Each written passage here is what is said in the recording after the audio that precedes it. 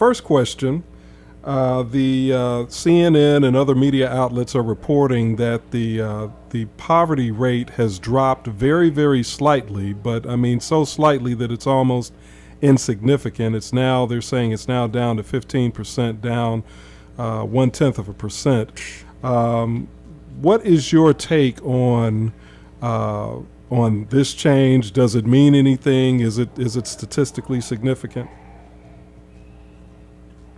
Well, one, it is intolerable to have 15% locked into poverty, to have another 35% low income near poverty. You saw the 1.5 dip in income. Yes. Which means that those who are living in near poverty did experience a certain decrease. And Brother Tavis and I are simply here to say that, we know poverty is the moral and spiritual issue facing the society, that you measure society in terms of how you treat the least of these, that the legacy of Martin King and Fannie Lou Hamer, Dorothy Day, Rabbi Abraham Joshua Heschel means something to us, and therefore we continue to bear witness to it and bring pressure to bear on our political system and political parties to address the issue.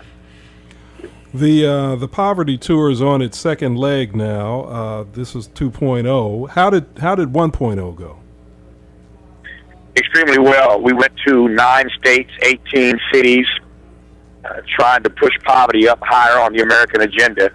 We filmed that first tour, and it became a 5-night week special on PBS. So we ran an entire week focusing on poverty in America on PBS. That had never been done before. No network had ever dedicated 5 nights of special programming to the issue of poverty in America. So the tour was enlightening for Dr. Weston and yours truly in so many ways. We didn't know that the poverty was as it is. That the fight back was as strong either. People doing everything they can and being creative in all kinds of ways to push back on poverty. So it was eye-opening in a lot of ways, and to be able to share that with the nation was significant for us. And then, of course, after the poverty tour, we were, asked to consider sharing our thoughts and our reflections and our ideas about how to eradicate poverty in a book, which we did, The Rich and the Rest of Us, a Poverty Manifesto, a few months ago, which hit number 7 on the New York Times bestseller list. And now we're back out in these 4 battleground states, Ohio, Virginia, Pennsylvania, and Florida, trying to push this issue again on the agenda in time for these presidential debates. So we are saying unapologetically that these 4 moderators in these upcoming debates need to put the issue of poverty on the agenda. It did not get debated or discussed last time. And let me just add very quickly, David, in addition to what Doc said in terms of his interpretation of these numbers, it's not just the numbers coming from the Census Bureau. You have to look at the report just released by Capital Kids, a foundation called Capital Kids, which finds that the poverty rate for children, the child poverty rate in the nation's capital, is higher than it is in Mexico. Capital Kids. The poverty rate for children in D.C. is higher than it is in Mexico. Look at last week's jobs report.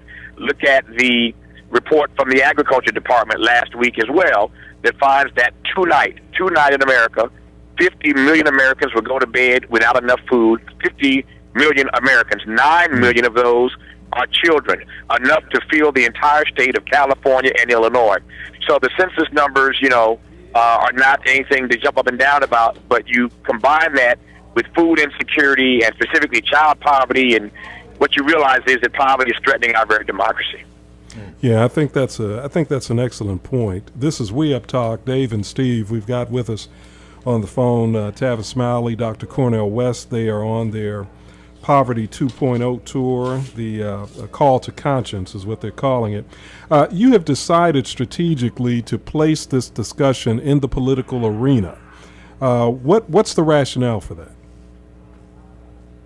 To make sure that any public conversation about common good highlights the plight of poor people. And right now, the public conversation is focused on the campaign.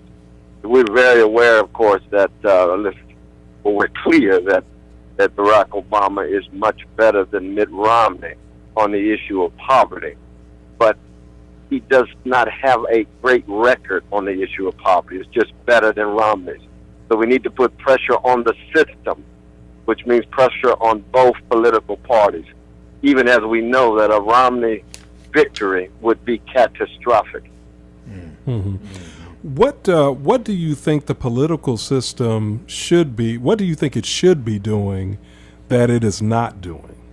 And how, in understanding how polarized the political system is, especially right now, what reasonable expectations do you have that the political system can adjust if President Obama's reelected, or even if Mitt Romney is elected and decides to listen more closely to what you're saying? As long as the political system is corrupted by big money, big banks, and big corporations, we will have highly limited options, and we continue to slide down a slippery slope to chaos. So putting the conversation in the political arena puts the spotlight on it, but it doesn't necessarily move us to change? Or I think, David, it can move us to change, so long as courage is contagious. And I think that courage can, in fact, be contagious. What it means is that a few people have got to be willing to step out and say that poverty is threatening our democracy, that poverty is a matter of national security, that we are about to cement an American catastrophe unless and until we make poverty a priority.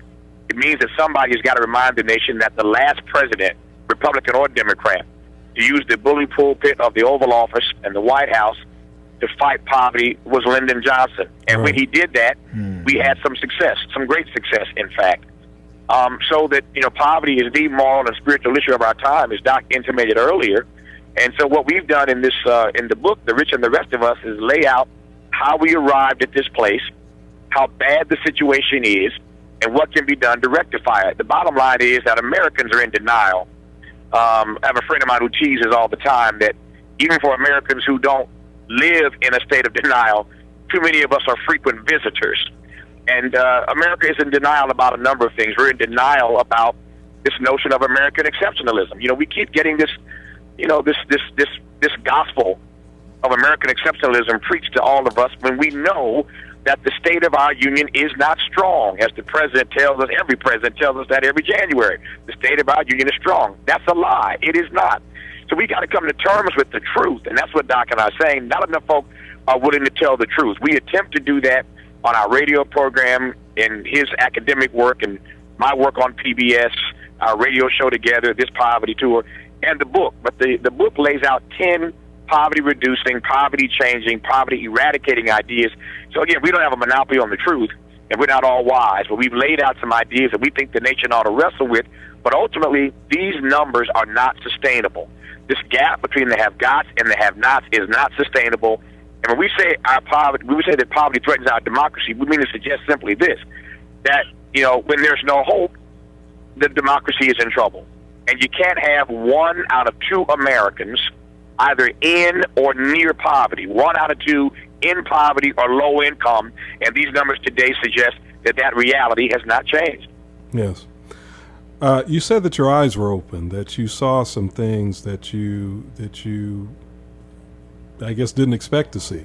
Can you share some of the things that you saw that opened your eyes? As invested as both of you are in this topic, and by the way, Steve and I have lauded you for this on our show. We and I know that we're not the only ones. Appreciate that. Well, sure, and we're not the only ones. Let me just make one quick statement. I think that in regard to poverty, we are where America was in the 1950s in regard to old Jim Crow. The political system was so corrupt, there was no space for a discussion about doing away with Jim Crow.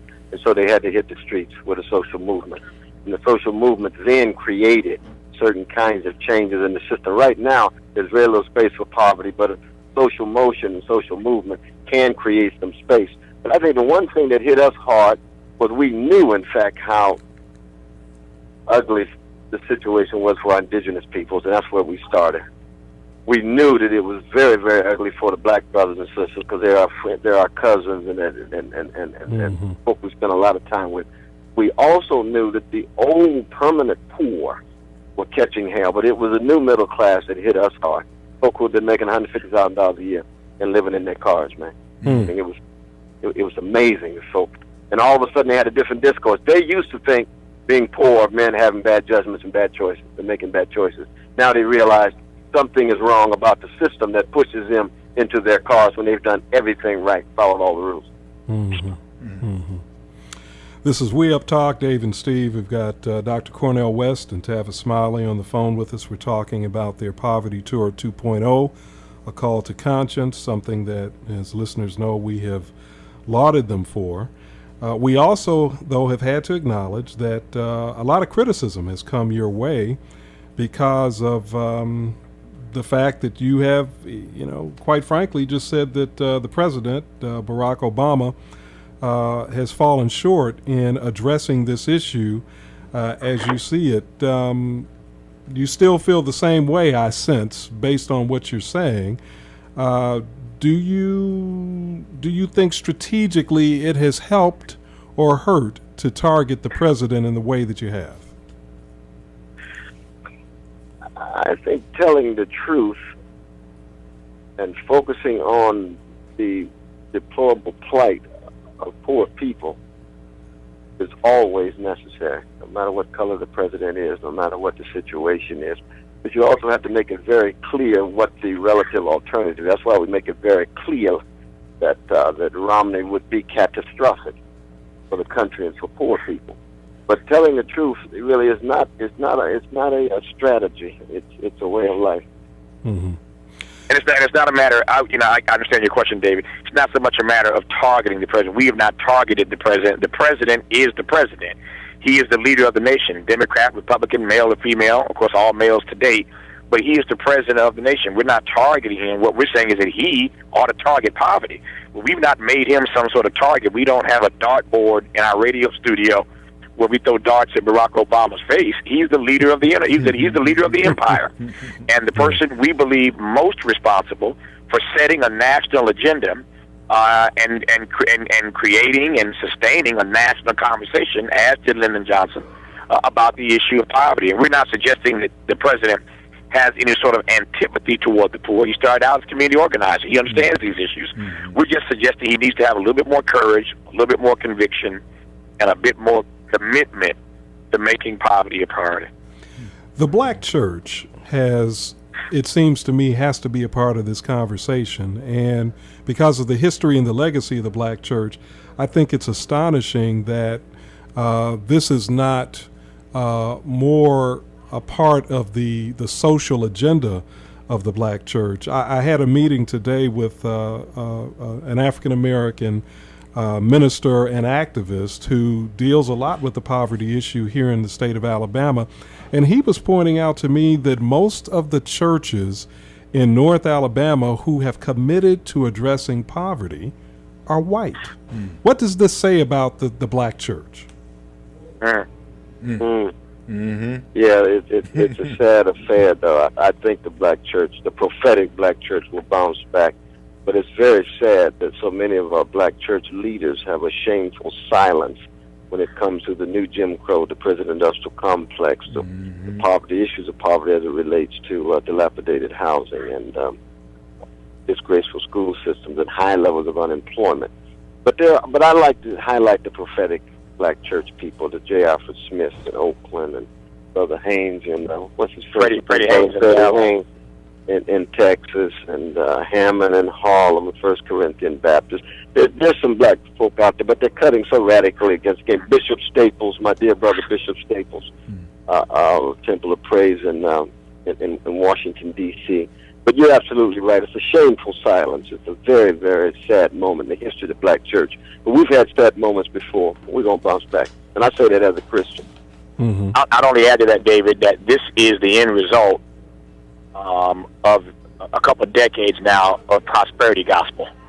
This is what happens when, as my friend Dr. West says, this is what happens when you start, when the black church wants to be housed in the vanilla suburb. Everybody wants to pastor a mega church, and when you walk into the church, you see an ATM machine before you see a cross. When you start preaching prosperity gospel, and that becomes the new order of the black church, and that pushes aside the black prophetic tradition of speaking truth to power, and for that matter, truth to the powerless, this is what you end up with: a bankrupt faith, as it were. And so now, when the economy is tanking and black folk are being disproportionately impacted by that, and black folk don't have jobs, and black folk are losing their homes, and black folk are unemployed and underemployed, and black women and their babies, their children, are falling faster into poverty than anybody else. What say you now about that prosperity gospel you were preaching last week? That you were preaching last week. This is the end result of too many folk thinking that the answer is preaching prosperity, and when there are no jobs and no other opportunities, then apparently I'm supposed to believe now that I guess God doesn't love me now. If God doesn't love for me, He doesn't care for me. I'm not His own anymore. Maybe His eye ain't on the sparrow. That's what you're left to conclude when that prosperity gospel, is being preached every Sunday, but you ain't had a job in 2 years. Yeah. Right. This is we got time for one more question. I think we got to be waiting on us to see anything. I'm sorry, David. Oh, okay, no problem. My final question is: you're going to be in these battleground states, Ohio, Virginia, Pennsylvania, and Florida. Do you see this as are you getting the sense that you are getting a positive bipartisan response? In other words, across the political spectrum, the ideological spectrum, are you getting positive feedback from people who say that this message of yours resonates with them? I think that given the fact that poverty is a moral and a spiritual issue, that you do have supporters of what we're doing across political lines. But in the heat of this campaign, I think most would conclude that because Barack Obama is better on these issues than Romney, that it's actually going to help Obama out. Yeah, and I'd only add to that, as we said earlier, when one out of two Americans is either in or near poverty, 150 million people, either in or near poverty, so you're either in poverty or low income, which puts you 1 or 2 paychecks away from being in poverty. And as you and Doc were discussing earlier, David, you saw that drop in the numbers today that Doc referenced earlier. That pushes again, more of that particular category and group into poverty. These numbers are real. So when 1 out of 2 Americans is either in or near poverty, and that again totals 150 million people, you're not just talking about Republicans or Democrats. You're not just talking about black or white. You're not just talking urban or suburban. You're not just talking educated or illiterate. You get my point. We're in this together, and that's why we suggested earlier that poverty is threatening our very democracy, our very way of life, as we have come to know it or want to believe it in this nation. So that's not a Republican or Democratic issue, and that's why Dr. West and I, have taken this tour now a couple of times and talked to Americans all over the country, from California to the Carolinas, of every race, every color, every creed, every ethnic origin, every political persuasion. So we're seeing a lot of people. I think Doc is right that in the end, this may end up, helping the president in the sense that we're trying to wake people up. He may be the chief beneficiary of this, but having said all of that, this is an American catastrophe, and that's not a black or white or Republican or Democrat thing. Wow. Tavis, I want to thank you. Dr. West, thank you. We support what you're doing with the Poverty Tour, and God bless you as you do what you do. David and Steve, thank you all for talking to us. Very strong, indeed. And tell us from down in Alabama, we love them in the name of Eddie Kendrick from Birmingham. All right. We love you much. Y'all stay strong now. All right, bye-bye. All right, bye-bye. Right on.